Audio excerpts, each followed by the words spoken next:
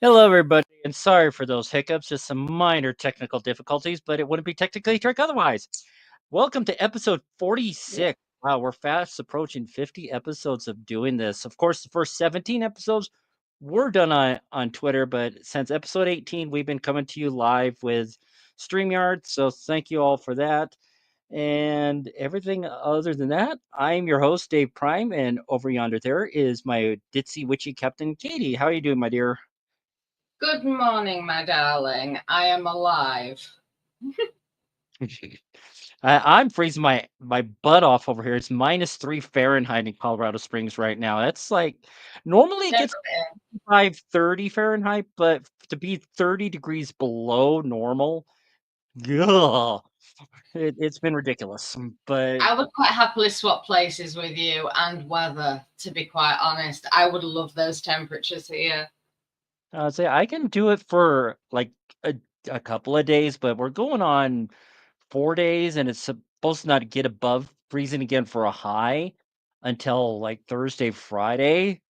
And then we're gonna get, like, upper 20s and snow again next weekend, so had enough snow. We had 2 feet of snow in November. It wasn't even winter yet, so, like, good creeping goulashes, as I would say, and back my junior high math teacher, or great gobs was one of McDowell's other sayings. Aye. But, yeah, as always, just shout out to Tyson and Manu, Mickey's son, for their weekly podcast, Dangerous Thoughts, which they too have been on a hiatus for a couple of weeks, and as far as I know, they will be back on Wednesday at 6 o'clock. DangerousThoughts.show. Check it out. It's a lot of great stuff. I'll be there. Katie will be there too, I would imagine. And say I, that's going I to be would think so. I'm usually awake at this time in the morning. mm, So yeah, and and I don't like missing the shows. I really don't. yeah. It broke my heart when I had to take hiatus off technically track, and Mm. it always breaks my heart to miss a DT show. Oh, and you had to take a hiatus on your blog, which you can also find in the. I think I put the link down below for Dangerous. Well, I talked Dangerous Thoughts, but I didn't put the link. I'll remember to do that next week. But like Wednesday, though, is one of those days because I got my 8-month chip on Friday. Woohoo! Yay! And there I am Congratulations, tearing. Thank sweetheart. you.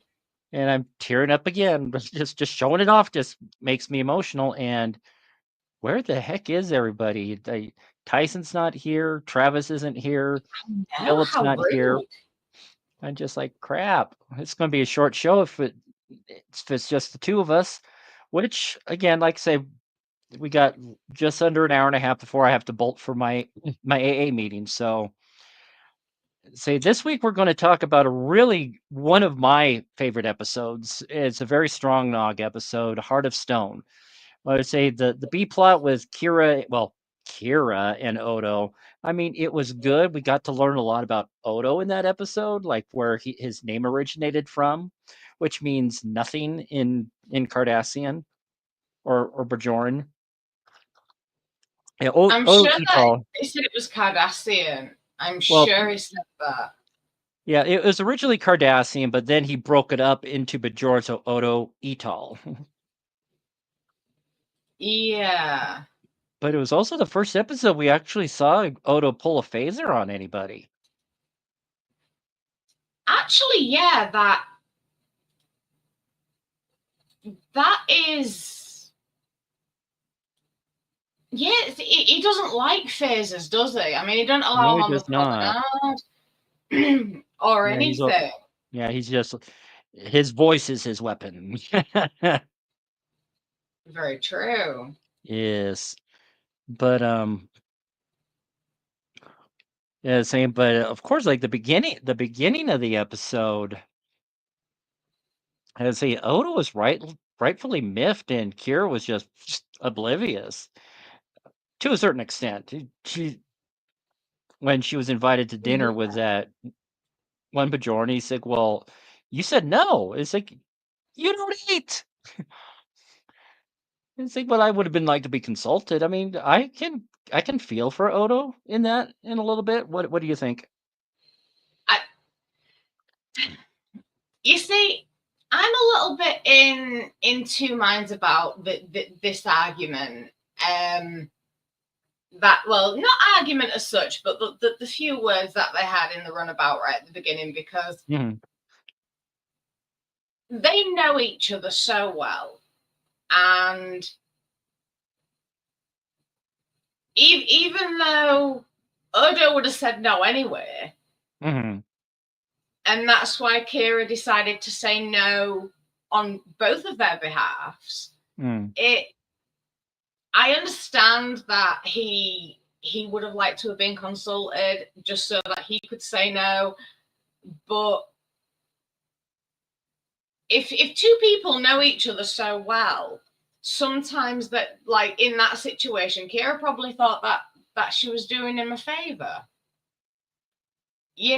and because he doesn't eat, he doesn't like social gatherings, and she knew that he was going to say no anyway. So rather than them both saying no, she politely declined for the pair of them. And I get that. But I do understand his side of it as well. But I just found it so funny that, because their relationship, I've always loved their relationship, because they really are like a married couple sometimes. And it just showed it just in that small scene right at the beginning of the episode where they had that little tiny bicker. It really was like they were a married couple and they'd been married for years. And he was like the grumpy old man husband, and it was just so funny. I find their relationship as lovely and sometimes as hilarious as his and Quark's. Yeah. Just on a very different level. But yeah, it is very sweet as well. Yeah, saying kind of goes back to an earlier episode we did a while back. The Ascent, the dynamic between Odo and Quark just really came to a head at that one. And I think from that episode on, there was a definite dichotomy or dynamic shift in their relationship. They still butted heads, but it was in a more loving fashion, I would say. Yeah. But yeah, I definitely found it very sweet, and just the way that Kira just not snapped at him, but kind of pretended to snap at him and okay, fine, next time I'll let you say no. And it's just and I was like, thank you. Yeah, that is just pure married bliss. It really is. And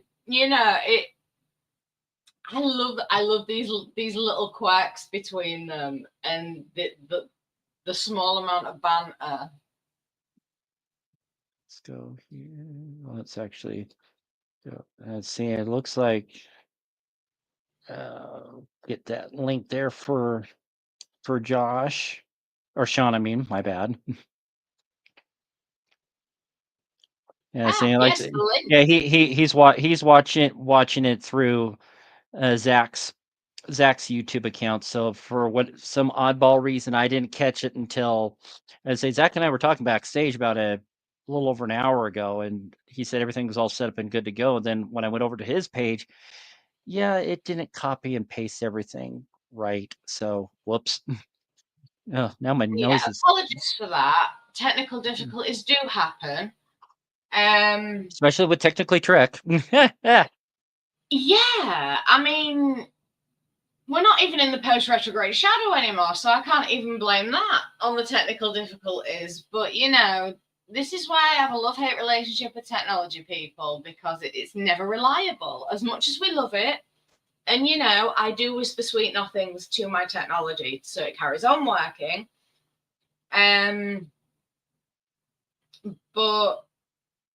But yeah, it is temperamental, and things do need to be ironed out. But sometimes, the the odd wrinkle still stays. Unfortunately. Okay, Let me see if I can get that link in the comments on Twitter, because this gentleman is watching it through Twitter as well, by the looks of it. He's posting on Zach's account, so I just well, Zach has posted it. Yes. There are no comments on it at the moment, but I will post the link in it. Yeah. So or actually we can try that link is now in the comments. Or it should be. For some reason it hasn't posted. Oh, look.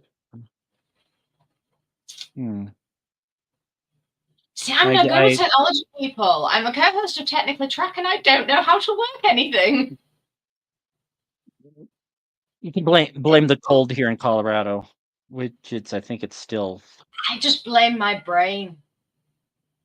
Yeah, it's my brain it doesn't brain. It's now gone to -4. Oy, oy, oy.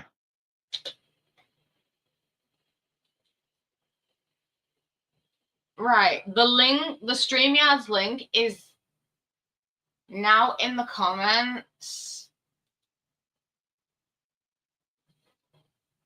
It should hopefully work for him. Yeah, hopefully that link is now. Let me try something else here. Let's not. I'll do here. That's mine. StreamYard won't allow links in the chat. Usually does. Yeah. Welcome to Technically Trek, people. No, I'm trying to figure out how to do this. Right, I'll tell you what. My Twitter handle, or X as people like to call it now. I've got to look at my own Twitter handle. It's Katie_XXX. Yes, Katie_XXX. If you DM me, I can send you the link in a DM. So if you do that,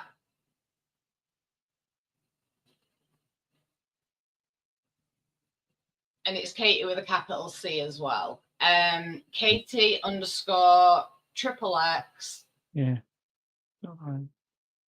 DM me on Twitter and I will send you the link.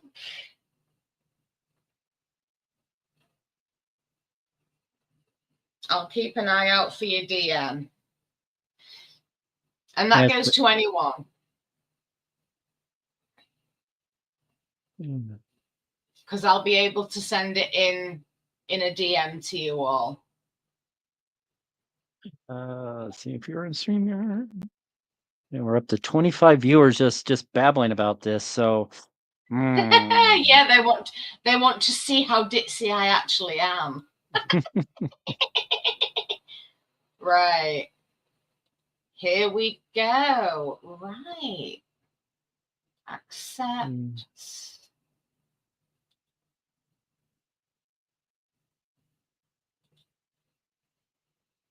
Right. That is one link sent.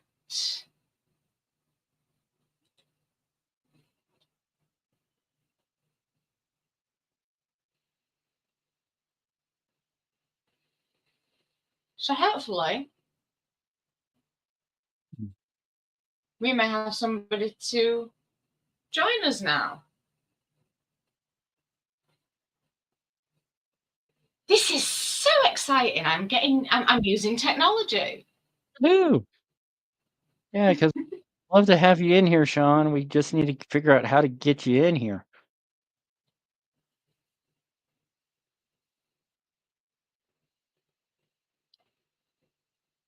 Let's see what happens if we do that.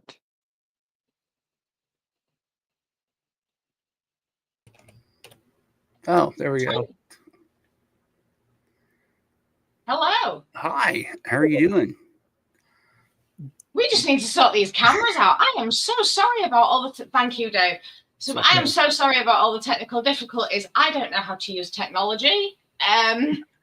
It's computer. Turn on Studio One. There we go. Ooh. All right. Fancy. I use the same wake word for my Alexa device. Yeah, it can be your friend. So sometimes. Yeah, you got to mute it when you're watching a Star Trek episode. Otherwise, it's gonna be like, I don't know how to do that. You can ask it tea Earl Grey hot or other things, and it'll say, "Oh, the replicators are offline." Yeah. You can also do it to vocal recognition as well, so that it will only respond to your voice. Oh, hold on. I was expecting Zach and them to be on the show. I hadn't seen the show, so I had they messaged me on Telegram, and I just came by and I was like, "Oh, they're talking about Star Trek today." Sure, that sounds.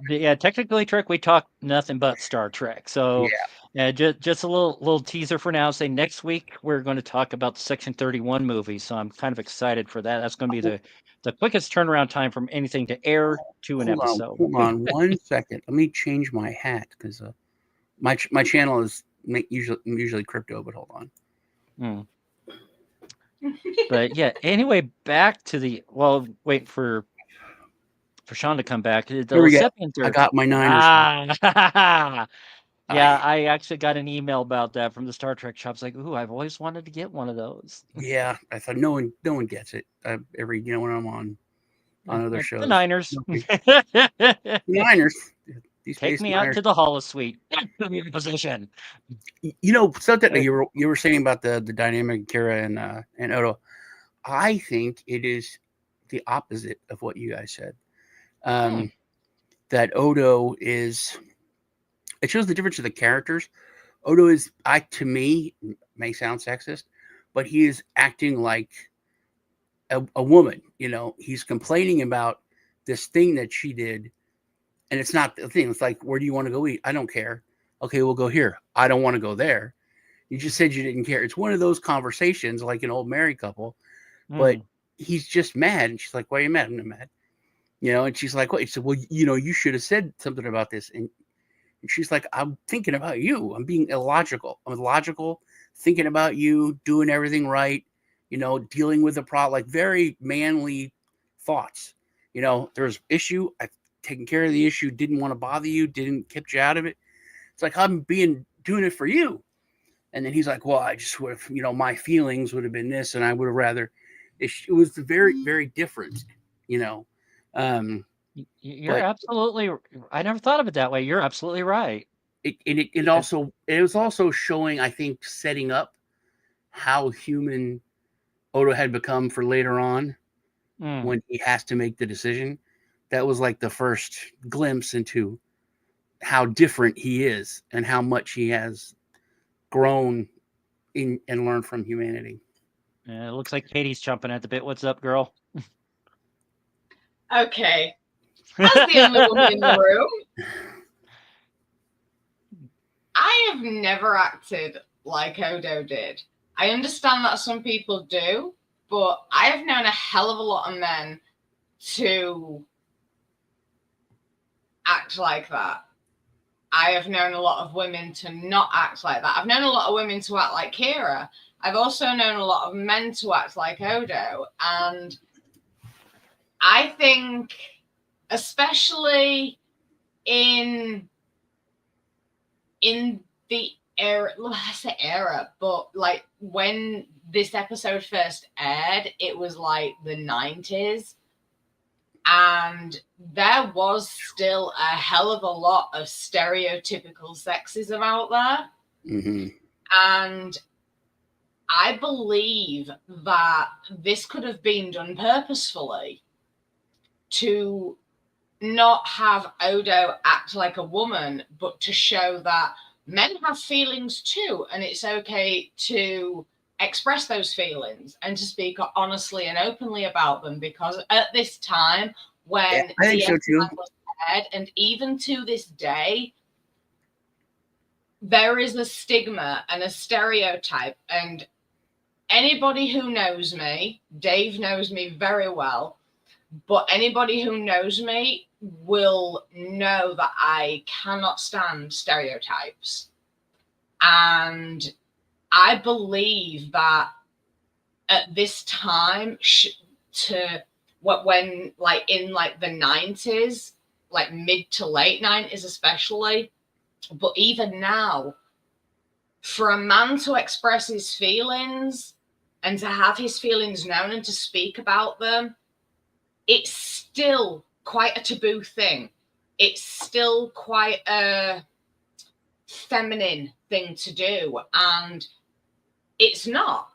It's been stereotyped as a feminine thing to do, and it shows that men have feelings, men vocalize their feelings, and sometimes I think you're right about how it was written. Don't understand that, just like the stereotypical man doesn't. I think it was written that Kira was that they reversed the roles. If you want to talk about like 90s stereotypical and stereotypes, especially in sci-fi, when it comes to that, it was completely like, hey man, this is a woman who is approaching something in the thought patterns of a stereotypical guy.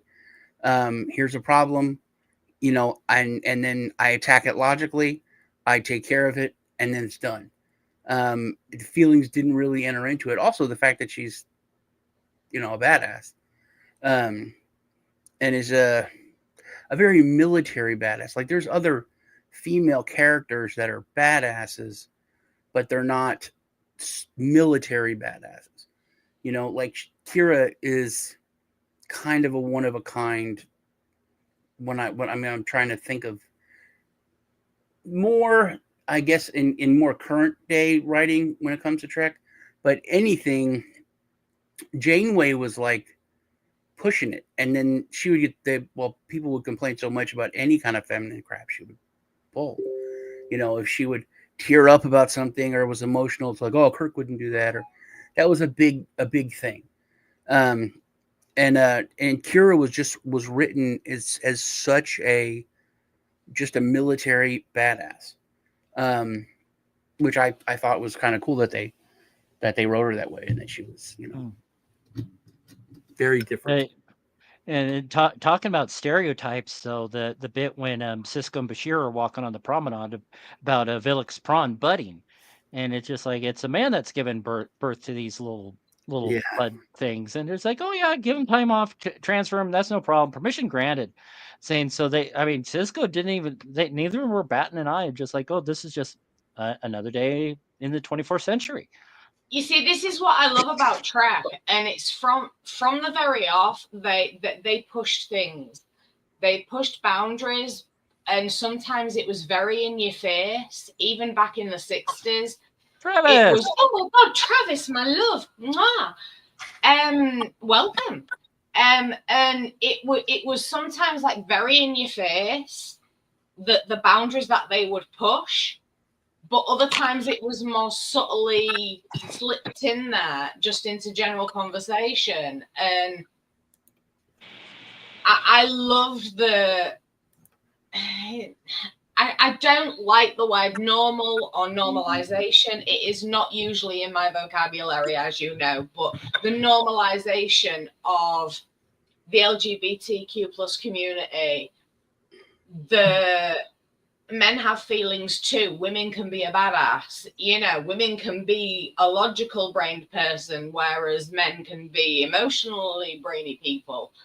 And then, like you said, Dave, men giving birth. It's just all normal. It's going through the motions. It's just everyday regularity.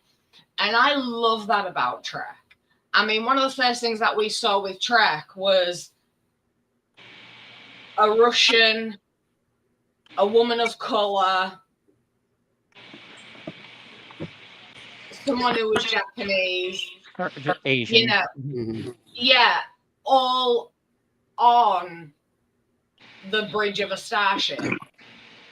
And that working was together. really pushing it, you know, and that was one huge boundary that was just boom, obliterated straight away as soon as Star Trek aired. I think the Japanese thing is actually a bigger point than saying Asian, because that was closer to the end of the war, and there was still a lot of hatred towards Japanese.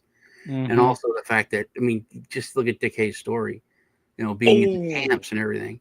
So that's a very big, that was a big deal, just like the Russian. And it wasn't shocking, you know. The Uhura Kirk kiss, that was, you know, that was like big. unbelievable. Well, yeah, that was a first. Yeah. Yeah, then like when Whoopi Goldberg was a kid, she's screaming at her mom, "Mom, there's a black lady on TV and she ain't no maid." Yeah. And Yeah. Michelle Nichols was she's literally like, I think, the nicest person from Star Trek that I've ever met. She is. Who you boxing, Travis? I'm sorry, I'm watching the Notre Dame Ohio State game. Oh, I saw you. No, excuse me if you see me, if I shout out or something like that. I'm watching the game right now, and oh my God, Notre Dame just got a foul call on them. Yes. I have no idea what Travis just said. Football, American football, college football. Oh, rugby with armor. Pretty much. But no, as I said, you know, the boundaries that Star Trek push and the normalization of so many taboo things is one of the things I love about it. And I may not like TOS, and I may think that it was very poorly done in every way. I know, Travis, I know, but I know you still love me. But you know, the respect is there for what it started, and I say this all the time, you know, and okay, like William Shatner really ruined it for me as well, but it's something that everyone should aspire to. Acceptance, you know, not tolerance. You know, like full on acceptance. Everything is just all peachy. You know, and no stigma, no stereotyping, no nothing. Accept a race, a person, extraterrestrials, animal, you know, accept that everyone for who they are, you know, and that is one of the biggest messages that Trek has ever sent. Did anybody catch Sisko quoting the rule of acquisition in here in the episode? Number 18. Yeah, rule acquisition number 18: a Ferengi without profit is no Ferengi at all. Yeah. I like that one. I think that was, I don't even know which one. I think Nog is the bigger story. Oh yeah, absolutely. And he went all characters in all the Trek growth, you know. Oh, absolutely. And of course he used a very overused quote from Pokemon a year before Pokemon became a thing. It's like, I choose you, to Commander Sisko as being a role model. Yeah, but it's also funny how he's like, hey, I want to go about this totally alien life and break, you know, every tradition there is with my you know, my entire people, and I'm going about it 100% the way my people go about it. Here's a bag of money, you know, and you're the one that I choose. So I can understand his apprehension. But yeah, that was such a huge thing. Do you want to know what is really funny though? Do you know how you mentioned the Pokemon reference? I choose you. Well, I was just looking at something on my tablet, and I don't know, you can't see it, but it's actually a Pride Pikachu on my wallpaper. And that just flashed up as he said, "I choose you," and shoved the money across the table. And I'm just like, I know freaky things happen around me, but that is just like way freaky. And I loved it. And I actually wrote it down somewhere, but I've completely lost all the paper that I wrote anything down on. The one time I take notes and I lose them. But yeah, I actually got that reference. But I must admit, I only got it because Pikachu was staring me in the face.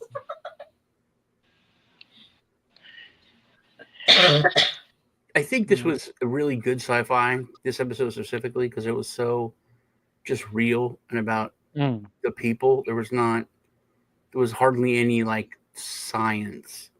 You know what I mean? It was just about. We learned something of what the science is. We learned, I should say, a few things too. That You're cutting out again, man. This episode, can you hear me? Kinda. Okay, you still hear me? Say that again. You hear me? You're breaking up a little. Breaking up a lot.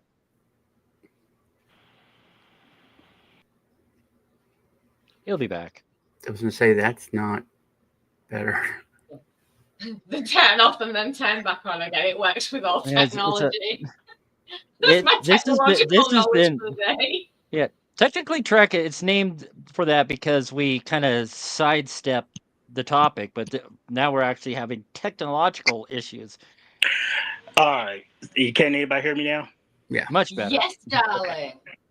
I was going to say, back to, we did get a few little, like, I like a little, as you were just talking about technical stuff and everything else. Mm-hmm. We learned that they refer to one of the like crafts that the Maquis used at the time was called a Peregrine Carrier class cruiser, modified.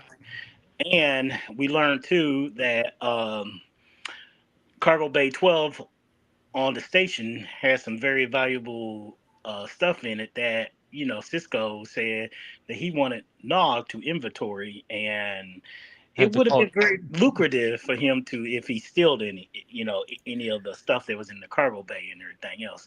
But also too, that one of the biggest things that I think came away out of this episode with the, B plot with Nog, I should say the B plot and everything, is he wanted to, like I guess you said, in the beginning, which I just said, he wanted to step out of the traditional Ferengi norm and do something that goes against everything that his people, value. And I'm sitting there like, this is going to make an interesting thing. If this really does happen, when I first seen the episode, I was like, okay, this is going to be very interesting because, I know Worf was the first Klingon in, Starfleet. Data was the first artificial life form, and now you got, a Ferengi, and a Ferengi with a reputation like his, it was, something to be desired and stuff and everything else. But it goes back to the whole thing in the first season of Deep Space Nine. He did not know how to read or write. No. And then now he wants to join Starfleet after Jake, taught him how to read and write. And also how he talked about when they were when the circle was coming. He's like, has there ever been one of your kind and one of my kind that have been better friends? And Jake was like, no. And it's like that was the beginning. But I think Nog was the first. If you look at Data, I don't remember what episode it was, but someone asked him, why'd you go into Starfleet? And he was like, well, I didn't really know what else to do, and it was kind of the, I'm the best place for my attributes. And Worf was raised by humans, so it was not like he was going against everything. He was he was a misfit, and he found a place to fit in. But Nog was literally, remember, Quark is like, you're destroying everything about our whole culture. You're ruining it. It was such a huge, monumental, just complete break you know, and I think it would have been, it could have been, like you said, interesting and kitschy and all that's neat, but it wasn't, because that's what Sisko had to get down to, the reasoning. And it was like, I don't want to live this life. I am different, and I know I'm different, and I want to excel, and I want to do the most that I can with my life, and I can see how to do it where no one else had this opportunity to see this. I can see it.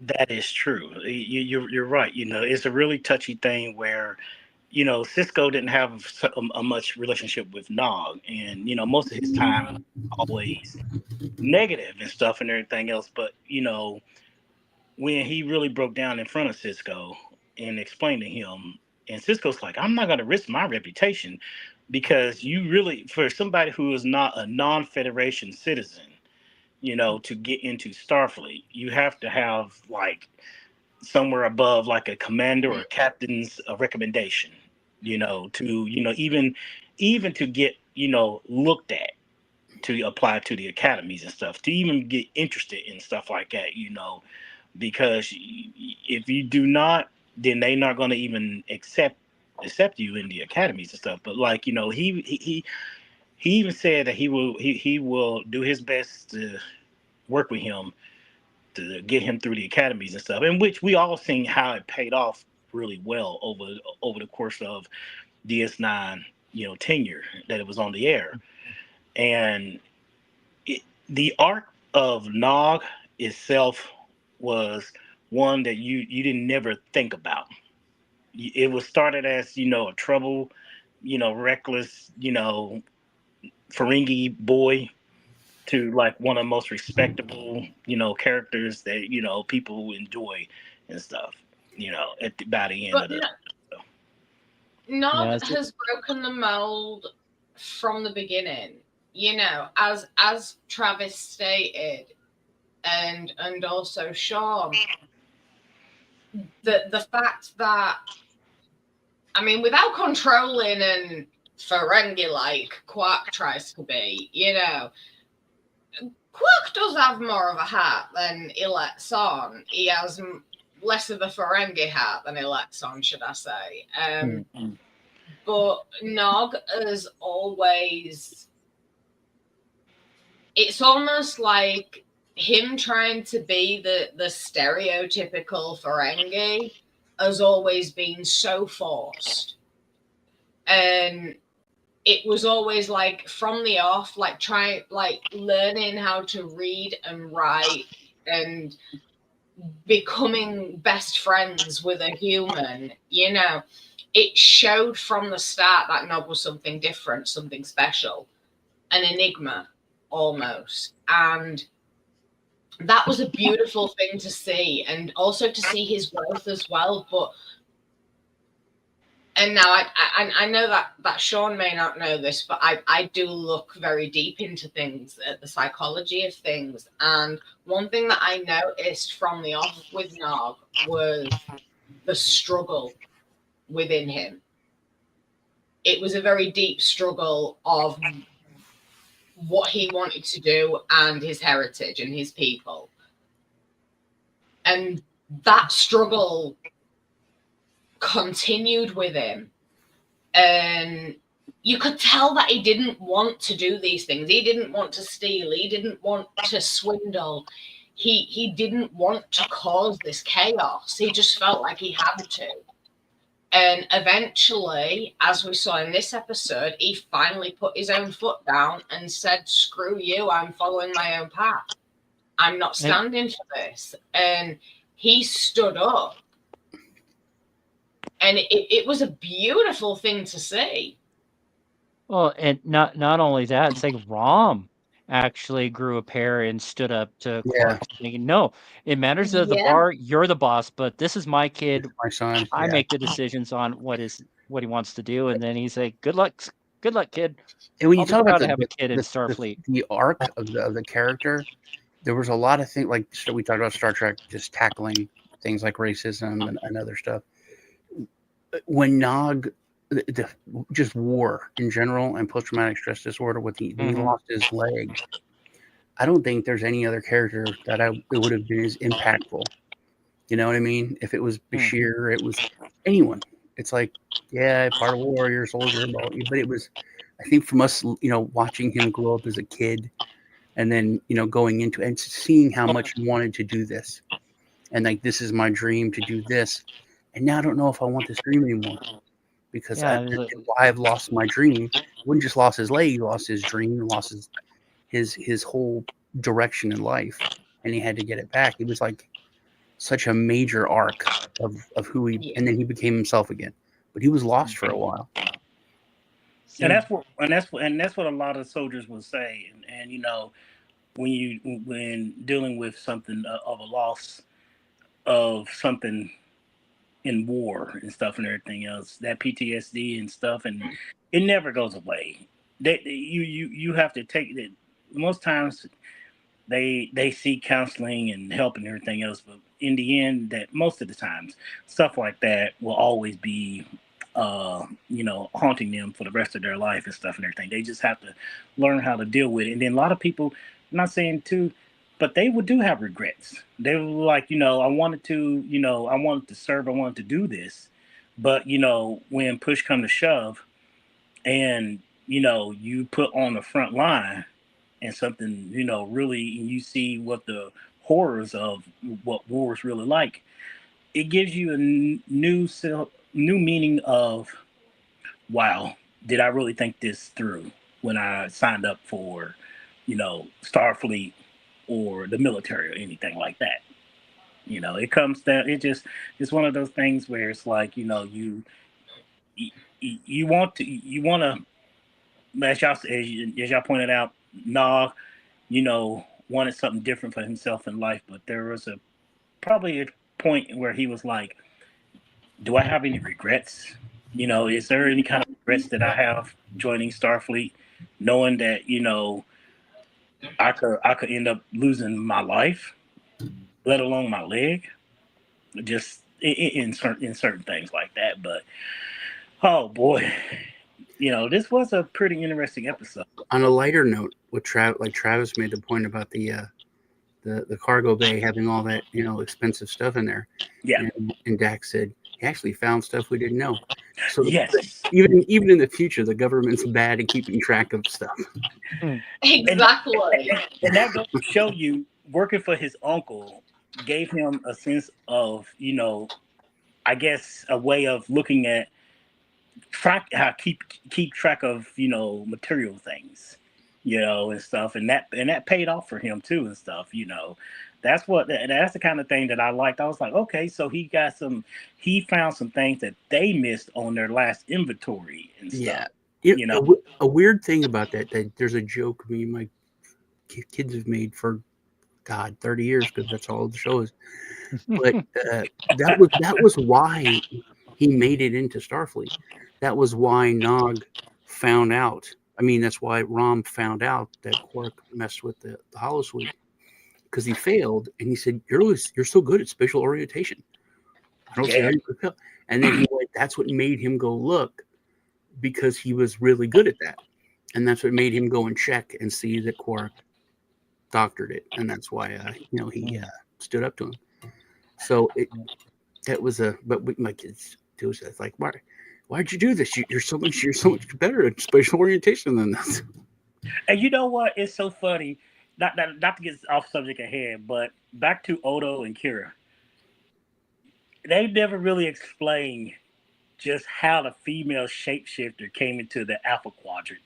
It's like, I know that at that point, after they discovered the Dominion and stuff and everything. Not saying that they did and stuff, but like, you would think that they would inspect any ship coming through the wormhole to just make sure that there isn't any shapeshifters aboard.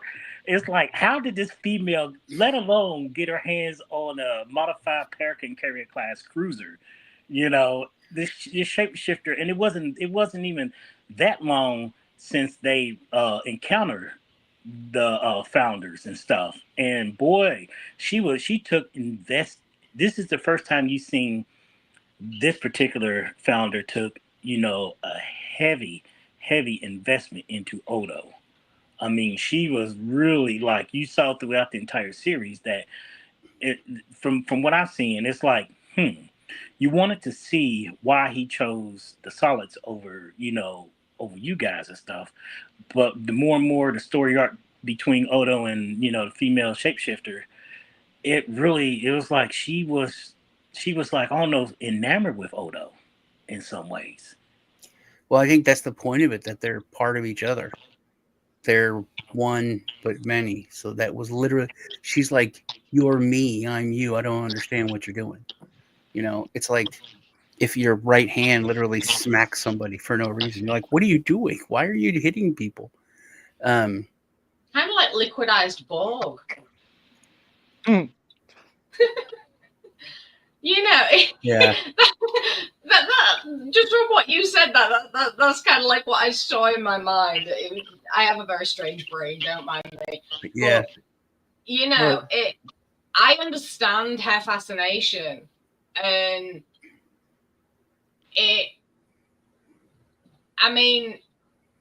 seems pretty obvious why he carried on choosing solids over his own people. And I think in Odo's situation, I would have, because he made so many friends, like, with solids. He grew a family. But also, he suffered really, really bad at the hands of solids. So he had to, just as a character, an individual, he had to really overcome a lot to get to that point. Because he had been really abused. He had been, just kind of. He was tortured. Yeah, he was very, very, and then how he had this overwhelming desire, sense for justice. It's just I think he is a very different person. Maybe that's why they chose him as one of the 100 to throw out there. Oh yeah, but because of his sense of justice, he did carry on choosing the solids over his own people. I mean, all right, eventually he went back to them, but that's a moot point with me at the minute. But at this time, the only thing that he was seeing is, yes, he had been badly treated by humans at first, but he saw a side to humans that the rest of his people refused to see, and the rest of his people also just wanted dominion over everything. Yeah, I wanted to ask you, all three of you, if you think their inability, they're very, very rigid, very black, very white. It's like, this is the way it is. All solids are bad.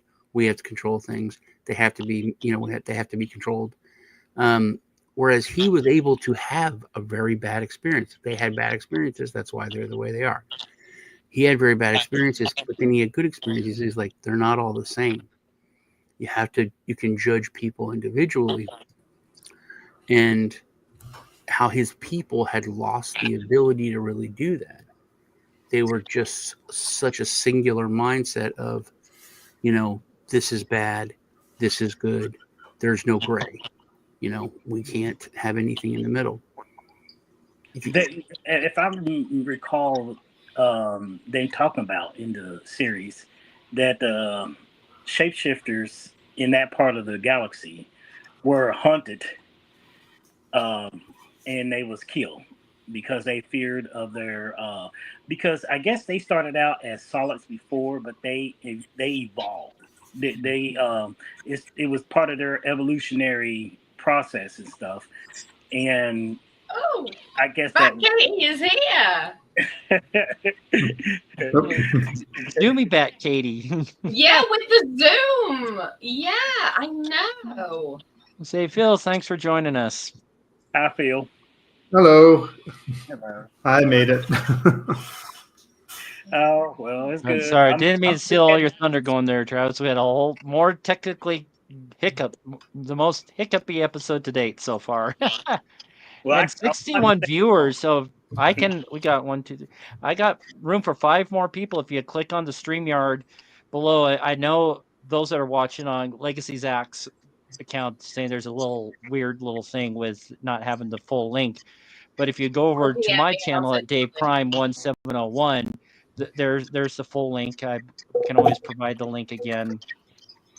Let's see. I thought I still had it pasted. I don't. Alrighty. Dave, what's the temperature around in your area? Right now it is 4 below 0 Fahrenheit. Oh wow, I'm above you. I'm just at 8 below. Well, not 8 below, 8 degrees. 8 above. Right. Yeah, it's supposed to Ooh. bottom out at about minus 15 tonight, but with the Sounds wind balmy. chill, it should be going to negative 40, which I think is negative 40 in both Fahrenheit and Celsius. I'm at 30, and it's Yeah. it's very scary. We're supposed to hit. Wind chill, we're going down to minus 40. Fahrenheit over here. I'm in Texas, so we're not used to this at all. Oh, you're in Texas. Yeah, I'm in West yeah. Virginia. Someone on Instagram, he's in Atlanta. He's all like bundled a big old scarf. He's like, it's 16 degrees. Yeah, Canada, Toronto, I'm take it back, Canadian. please. We don't need it. We don't want it. Yeah. I saw this woman. She was Colombian, and she's like, "How do you people live in this?" She said, "I'm scared I'm gonna die. Not like I'm gonna die, like slowly, but like if I walk outside, I'll just die, like immediately." By all means, send the cold weather over here. I love it. Not to get off subject at hand. Have anybody seen the movie from in like is I think in 1993 or 1994? It's called Cool Runnings. Yes. I Yeah. remember that. Yeah. With the Jamaican team, when they went to the bobsled competition to the Olympics, and they stepped off the plane, and then when they were still in the airport, and the doors open, and they saw that code, they was really like, "Are you serious?" Yeah. The way their faces were, I was like, "Yeah, they came from a climate where there's nothing that they ever seen like that." That just reminds me of what's going on for people who live in, really warm tropical climate and stuff. They see what's happening right now. They'd be like, "How can you guys live like this?"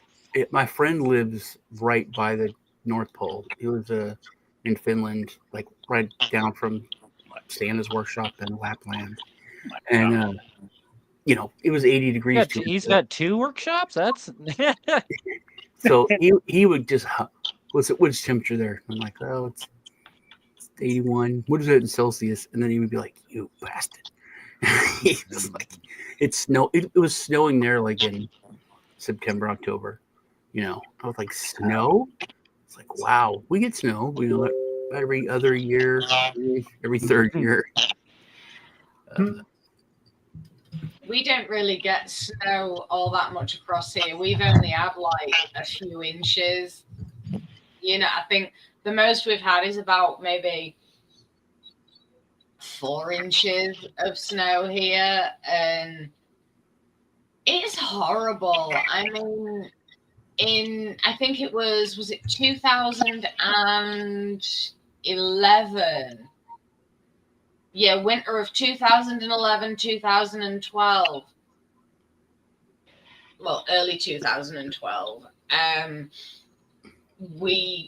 My apologies. No, it was 2010. We like in my hometown, which is on the coast.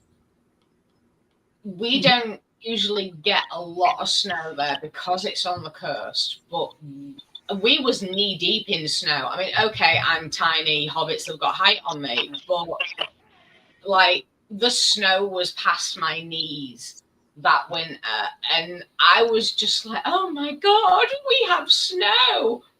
And I remember back in 1993, the blizzard of 93 here on the East Coast. We had that kind of weather, Katie, knee high. We had anywhere about like almost to 12 to almost 14 inches. I remember when I was a little kid, that I've grown up in Europe and the East Coast, then the South, but it was in New Jersey. I was like, I don't know, 7, 8 years old, and we had this huge blizzard. We had about, I think, 5 feet of snow.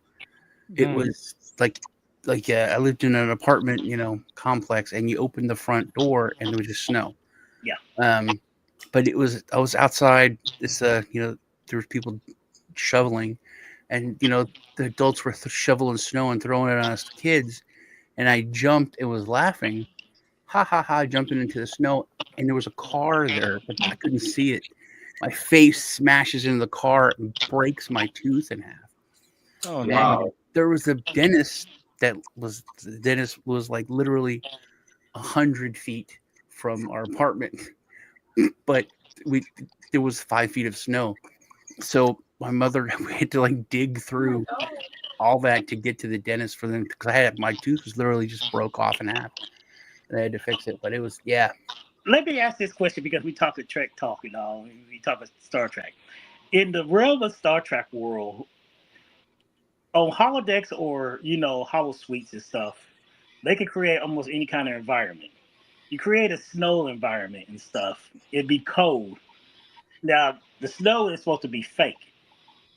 You turn off the holodeck, would you still be? Would you say this? Would things be wet? Would you think the holodeck would be wet, or your clothes would be wet? that's okay. So it depends. It should make you dry because it all disappears. But there's Yeah. been plenty of episodes where when you're wet, everything disappears, but the person's still wet.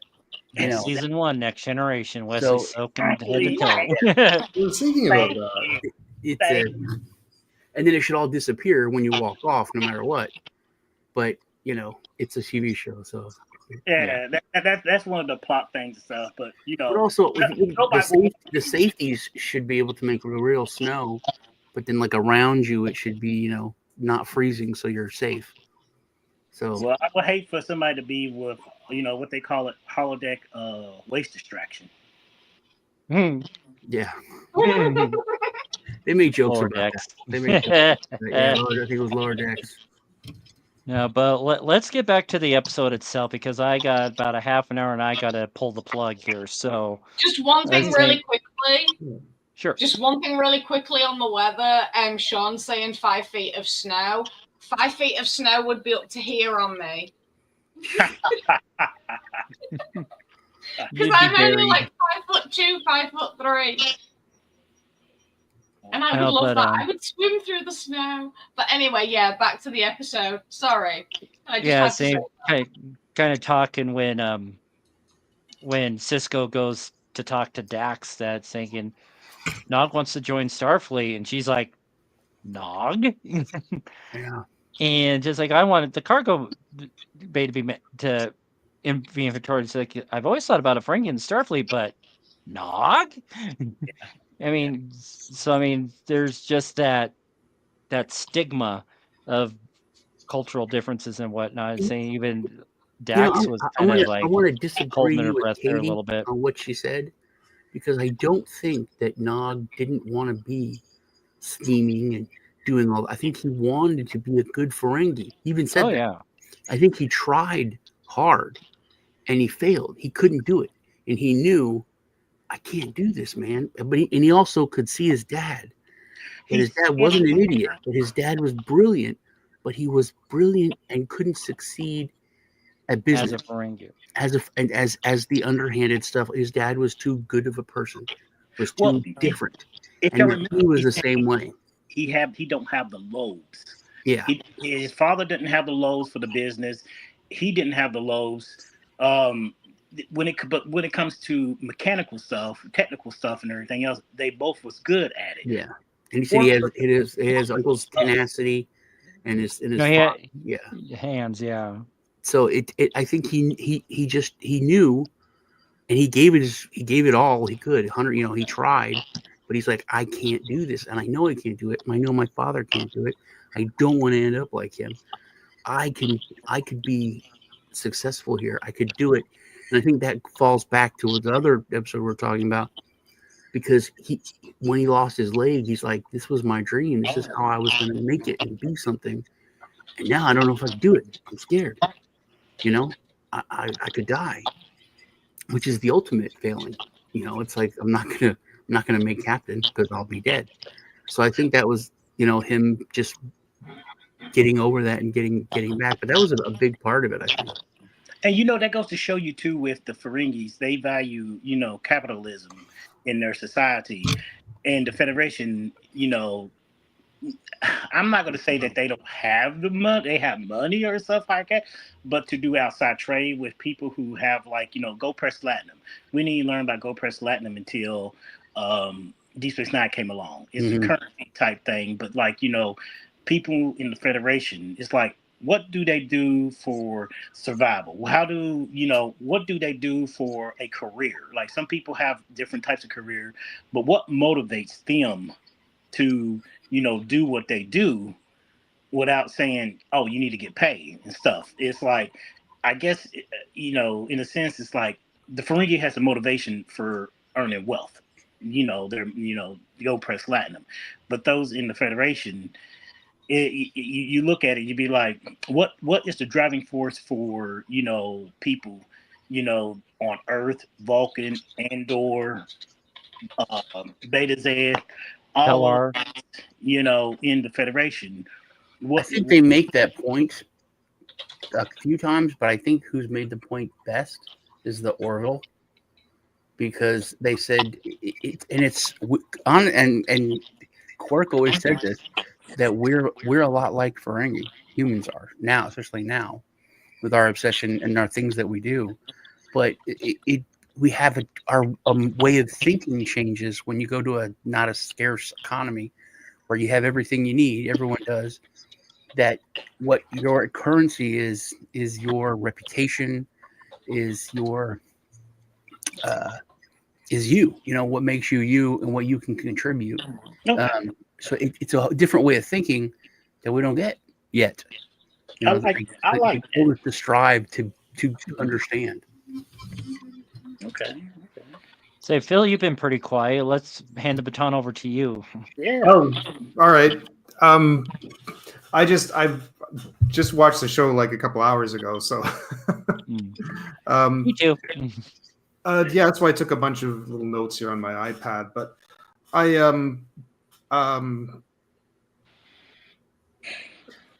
it's weird that watching it kind of. I'm looking at this as kind of a '90s show, and I keep kind of watching these sort of. I don't know how to put this, but I'm kind of looking at it more almost from a technical point of view. I'm like, oh, that's seeing how they did effects shots and how they would use sets and how they would write the script and the pacing of dialogue. And I know it's kind of a weird thing for me to take in, where we're trying to read into kind of a little more about what the show is about and what they're writing about, what they wanted to convey. And here I am kind of on this other kind of more of like a technical kind of point of view. But yeah, it's really interesting how they like they had these, they're arriving at the planet. And this was kind of the first thing I thought, how they kind of, they talked about, oh, they're going to land on the moon of this gas giant. And next thing you know, boom, they're in the cave, and on the set in the cave and in the cave. And I just thought it's kind of different.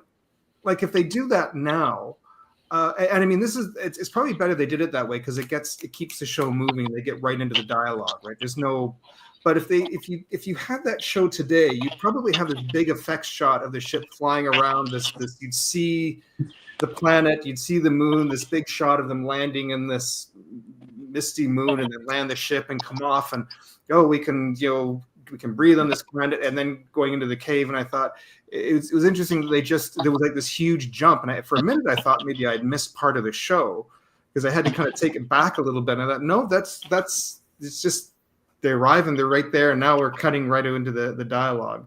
It's interesting you say that, Philip. Like I had made the point that I think this episode specifically was so much more about the characters and not about the science of science. Absolutely, yes. It was totally about the relationships, about the characters. And they really, I didn't even think about it, but they did focus on that even with the shots. Mm-hmm. There was so little technobabble.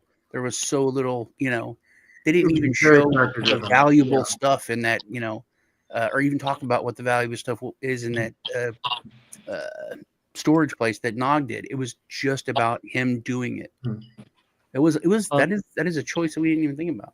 Yeah, going back to the beginning of the episode, when it was mentioned that they were going into the Badlands, all the exterior shots of space there's no Badlands. It's just regular empty black space. running Yeah, with I was going to bring that up as well, but I just thought that was me and that I'd missed something. Mhm. I just wonder it probably was like maybe just just barely outside the Badlands because I mean I know the plasma storm. We used to see the plasma storm in the Badlands and stuff, but like the Badlands could probably consist of other than the plasma storm, so it could have been like just in at just outside the plasma storm range of what the Black Badlands are, and somewhere like in a space where the plasma storm didn't exist. That's how I interpret it in some ways and stuff because I was just like kind of confusing myself about that.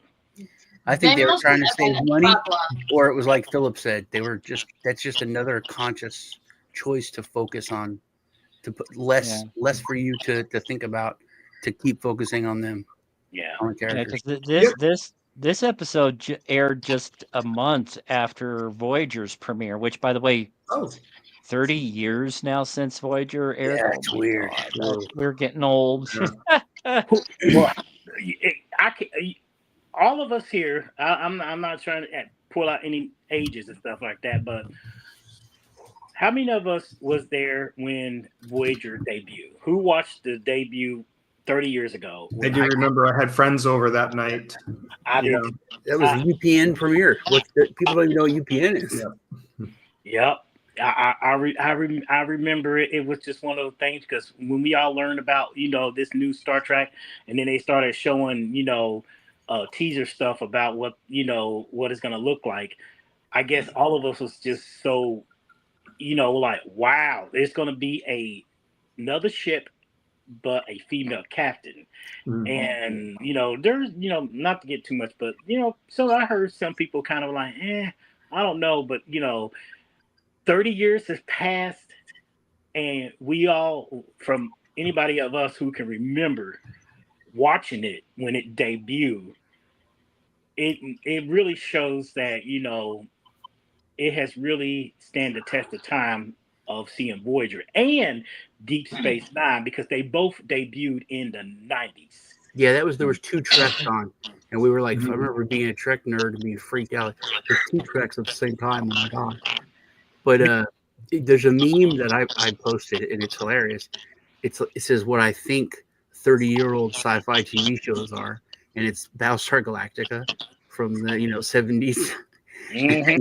And it says, and then the next one is what a 30-year-old sci-fi actually is. It's Deep Space Nine. I remember that. Yes, I have that saved somewhere. Yeah.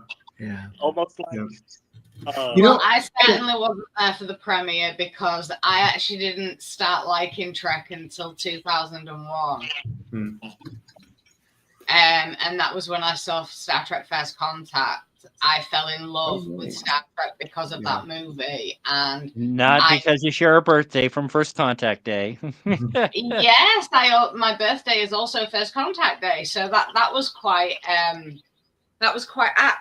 That's the movie that made me fall in love with Trek. But so you liked Trek. that? You liked Trek before watching Picard become the Borg? All that backstory? It was just a movie? The only Star Trek that I'd seen before I saw that movie that day was TOS, and I hated it like with a passion. I still do, but there's many reasons that I'm not going into right now. Why I always hated it. But that movie, when it came on, just the opening music and the opening scene to First Contact, I was drawn in. I didn't know any backstory. I didn't know anything. And I fell in love with Star Trek that day. And I started watching all of Next Gen, Voyager, DS9. And I fell in love with it. I feel like an archaeologist that just discovered a lost tribe. So when you first watched the movie, did you get like horror vibes, or was it like what? You know what I mean? Because we all watched it, having like known this huge backstory and like his anger and why Picard was freaked out about it, and it was the white whale. go kill your wife. We got like that was all just new to you. So I was like, what did you? What were the vibes from it? How did you feel watching it? I just loved every minute of it. I mean, yeah, it was creepy, which I absolutely loved. And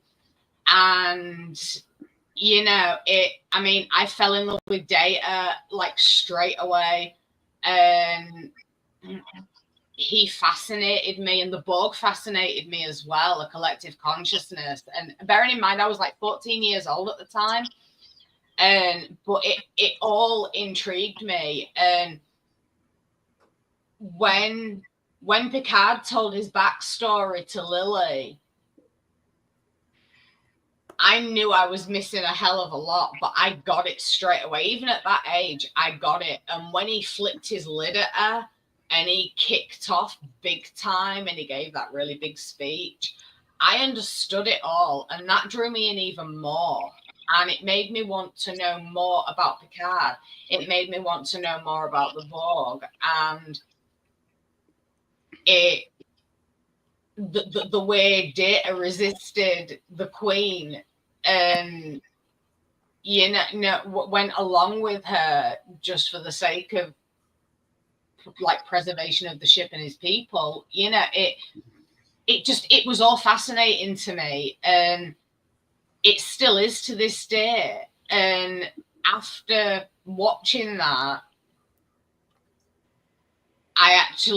Insurrection was on after it, I think. And I loved it more, and I had to go and watch Next Generation, and that is how I fell in love with Star Trek. And I never thought I would see the day where I was a Trekkie. Travis, you had something? Yeah, I was going to ask this question to the pose this to everybody. Did anybody catch the thing where we all knew who watched Star Trek Next Generation, but they referenced Miles O'Brien of liking kayak, and you remember in Transfiguration, the episode where he came in with a hurt arm and a guy, that alien guy, John Doe. John Doe, he healed O'Brien's shoulder and stuff. And then this is the episode where the kayak came in again, because we haven't seen it ever since then. And it's like, oh look, there's the continuity from TNG, and it's 9 and stuff. It's the kayak and stuff. And I thought that was a little touch that they put that into this episode about Miles liking kayaking, I should say. I didn't pick up on that. I like that they have little bits from other series, like little Easter eggs in there. I really do appreciate it. Even when there's references to TOS, I still love the references, the Easter eggs, and it brings it all together, and it makes it whole, and it makes it more real in a sense when they mention things from other series or other like major characters, and it makes it more believable. And that's another thing I love as well. And I mean, in this episode, we see a lot of, I mean, the Enterprise is mentioned specifically, and it's not just that little Easter egg that's in there. He brought it onto DS9, the program from the Enterprise, and there's a lot going on in this episode with a few little Easter eggs, little mentions. And it was a lovely episode. I haven't seen this episode of DS9 for so long, but it was actually round about this time that I started losing it with DS9. It's round about this time that I really started. I was like, I'm gonna carry on watching it because I'm intrigued. But then, like, by the end of season 4, I was just like, screw this. I think Deep Space Nine was just so much more real than other Mhm. treks. Just the first episode, we saw, because Star Trek Next Generation, it's a TV show. This happened, that happened. We saw the fallout of Maquis with the new hero. Sisko hates this guy. He killed his wife. It was like this dude's pure evil, and it was hard to take that because you're like, well, yeah, I understand how the guy feels, but that's Captain Picard. What are you doing? It was a very had mixed feelings. Um, and then also having him, seeing him overcome that is cool. I have heard among the Star Trek community, which Star Trek series is the best, and everybody has their own. I'm not gonna ever put, which Star Trek series is better than other because, to me, each of the series is great in their own right because they have something about Star Trek that we generate to that we like and stuff and everything else. Deep Space Nine had a way of, and still is, making people love Star Trek. And they like that particular series and stuff. Katie says she's not a fan of TOS or, not really a TNG person stuff. But, there's still people who are grasping to, these series that we grew up with and stuff, and we looking at. And like this episode that we have, they learn about, characters and the character development and stuff, and they are latched on and they see in these characters. And some people migrate to one series more so than the other and stuff, but each series has their own take at their time because TOS came out in the 60s. In the mid to late 80s, it was TNG, and then the 90s, spar, you know, DS9 and Voyager, and then after the millennia, the 2000s and stuff, then we got Star Trek Enterprise and stuff and everything else. So it has its fans. Each series has its fans, and it has its fans that doesn't really care too much about it. But each of those series had a way of connecting to one another in some ways, that had that little Easter egg, and it was so interesting to see, how Deep Space Nine interacted with TNG for the time that they was on for the two seasons that at the last two seasons of TNG going into Deep Space Nine, because Deep Space Nine didn't. People would say it didn't really take off until the ending, to the latter half, to the ending of season two, when they started bringing in, the story arc of the Dominion and stuff, and then the Maquis. Sorry. I'm so sorry. Yeah, Anytime sorry, Travis. That's like our 10-minute warning saying we're starting to wrap up so I can make it to my AA meeting. But anytime somebody mentions the Dominion War, I'm just like major eye roll, because I've said this before. The Dominion War, that is not the reason why I lost interest in DS9. It was how long they dragged it out for. They could have done so much with DS9, but all they had was the Dominion War, and it dragged on for so long.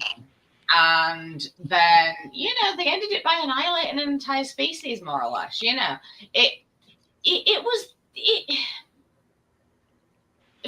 me, it was just too much of the same thing. Don't get me wrong, some of the episodes of the later seasons, some of those episodes are my favorite DS9 episodes, but they have nothing to do with the Dominion War. They're just the little separator episodes, the little standalone episodes, and that's what I do like. Heart of Stone, I do love, even though it kind of integrates the Dominion War with it, but it's not focused on the Dominion. I think, like you said, it was different strokes for different folks. that the Dominion War stuff's really popular for people that like, that kind of stuff, that like space battles and all. Those are so, if they're huge or epic. But like the Legacy Zach will tell you, I love philosophy because it shows how things don't change. And I think that as long as there's good writing and good stories, they're going to appeal to everybody. And the different series will appeal to different people because they're different people. I read a news article that said that this generation of kids is the most depraved, lazy, worst generation of kids in history, in U.S. history. And that was from 1920, right before they went out and beat the Nazis. So things, everything is rehashed. People are the same. You can go watch Twilight Zone, and a lot of episodes are going to speak to you, going to hit you. Twilight Zone. And so I think, like Kira and Garrick and all the, I've seen so many times. I don't know why they're not tired of it, but they're like, the series got a second life on Netflix. People started watching it when they were stuck with COVID, and it's just, I've shown it to so many people, and they're like, "Whoa, this is really good. This is actually really good. This holds up." So yeah. And that goes back to like the generation thing too. People who grew up, who came in different generations. Like Phil was just talking about how he looks at it as a when he looked back at Star Trek, he looked at it from a different angle instead of the story part. He's looking at it in a different, a different take and stuff. These people now, they're looking at it in that kind of way. Some people are not invested in the story, but I mean, you get too lost in it. I say in the story, you forget about the tech stuff and everything else, because like a lot of us, we got invested in the storyline, but I got invested like at the time too in the tech stuff and everything else, and a lot of people, I should say younger people who are discovering or rediscovering or just discovering, I should say, of Star Trek when doing, like you said, when COVID happened and stuff, they are discovering that things in the 90s, how we saw things and how things was presented to us was such a different way of telling stories for entertainment and television and stuff versus now. And we have a greater appreciation because I guess we're a little older than most of the people watching it now, but we have great appreciation for the storyline, if it has a storyline. Like you mentioned Twilight Zone, which is awesome because I love watching Twilight Zone whenever I can, whenever I can. I don't know if y'all guys are familiar with it, but in the early 90s, there was a show called The X-Files.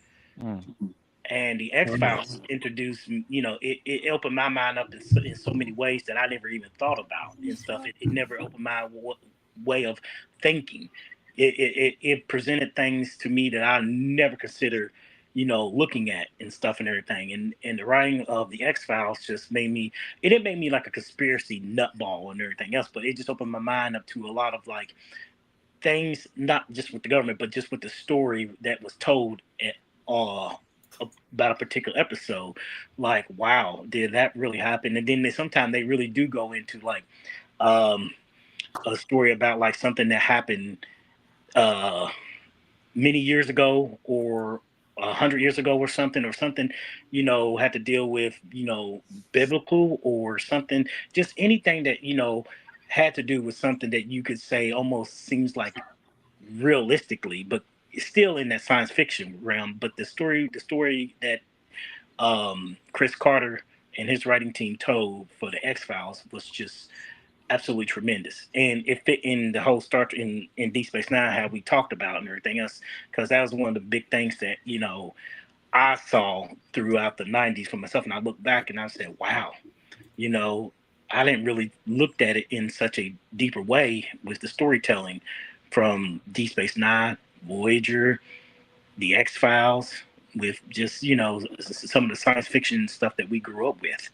You see, as much as I like the technical side of things, I'm more of a psychological viewer. I'm the same with reading as well. And as much as I love the technical stuff, and you know, how do you go to warp 10 and all this lot and become fish people and then abandon your children on a strange planet after you become fish people? You know, but I look more into the relationships, the psychological side of it. And this episode, Heart of Stone, is a very psychological episode. It doesn't delve into the technical side of things at all. It is pure psychology and pure emotion and desire. You know, it's all of those things wrapped into one, and it's actually rare to have a Star Trek episode that is purely based on emotion, psychology, want, need, without any of the techno babble. It's all the psycho babble, you know, and I like that about this episode. Okay. Well, I think that kind of starts wrapping things up. Like Travis, you put in your 2 cents. Katie, you put your 2 cents. Sean, our newest viewer, what are your closing thoughts on this episode? I think, like pretty much Katie said, it was a very different episode. And to disagree with Travis when he called Nog's story the secondary, the subplot, I think they were both. I honestly would, if I had to pick, I would say that the Odo and Kira thing was the subplot. You know what I mean? I agree. They were two different stories, and it was not about. And that's another thing. It wasn't about anything monumental. It was moving towards the Dominion War but it wasn't really about that. It was literally about one relationship, and and exploring the relationship of anyone else. We didn't go over how Sisko went to Dax, and she was like the one person who really solved the Ferengi and potential in them as a race. Because honestly, when it comes to like racism in Star Trek, everybody kind of thinks one thing of the Ferengi and dismisses them. She was the one person that he could go to and be like, I want some real advice. What do you think? That's it. Phil, last thoughts? Oh, I was just going to throw in some. I actually thought while watching it, I thought they were going to end up, and I know they don't normally do this, but I thought they were going to actually tie them together, because I thought Nog was going to somehow come up with something, or I thought he was going to sort of not do a very good job. Like they assigned him to clean up the or to take inventory, of the whatever that was. Cargo Bay 12. I thought actually that he wasn't going to do a very good job on that, but somehow he was going to find a solution to contact or find out what was happening with Kira and Odo, and that would somehow impress the captain that he discovered where they were, what was happening, or something in there. I thought that they were going to tie that somehow together, and I was expecting that in the story, but no, it didn't. They kept those two separate, and of course we found out there was a different reveal on what was happening with Kira anyways. But yeah, I just was sitting there expecting that to happen somehow in my mind, that I thought they were going to actually tie those two together. But also on the creepy factor, I want to throw this in there. When Odo realizes it and Kira looks at him and smiles, that's the creepiest thing in Star Trek. Yeah, that scared the crap I think it scared Odo a little bit there too. Yeah, but they did intentionally. How dare you call it creepy? Oh my God, that look. They intentionally waited to credit Solomon Jens, or however the heck you pronounce his name. They didn't credit her until the end credits, because they didn't want to say, "Oh, she's going to be in this episode." There's like, that would have spoiled a lot. Other Star Trek too, apparently. No, when Kira's like dying, and then he goes, "I know you're not Kira." She's like, I was like, gotta go. But yeah, so next Monday at 5 Pacific, 8 Eastern, we are going to talk about the Section 31 movie. Oh, nice. So looking forward to that. I know Katie's one that's not one to watch trailers and teasers and spoilers and things like that. So, but where can we see it? Is that just on Paramount? It's yeah, Paramount Plus. Yep. Paramount Plus. Is it okay? Yeah, but you're not going to get it up there, Phil. I'll find other ways to see it. Okay. Yeah, I'm gonna watch it when it airs, and then I'm gonna watch it before the show.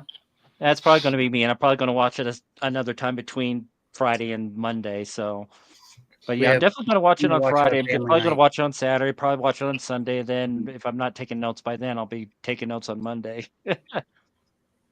Michelle Yeoh got $6 million to do that movie, so I'm expecting a lot from her. Yeah, I am too. So it'll be interesting to see how it works out, and if it bodes well, it could bode well for a feature movie for Lower Decks, for example. Who knows? Oh, Katie. I'm sorry. I think that Lower Decks wrapped up so beautifully.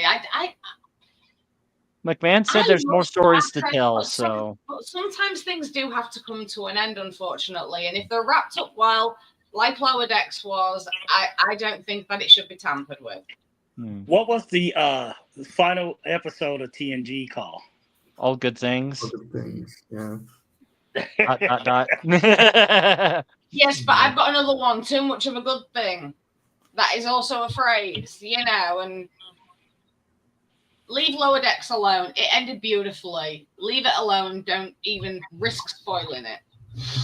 Oh, well, everybody, we got to call it good. I got to bounce. It's now -5 outside, so I got to bundle up layers. So, and I got to use the restroom first. So, until next week, peace out. Hailing frequencies closed. Toodles.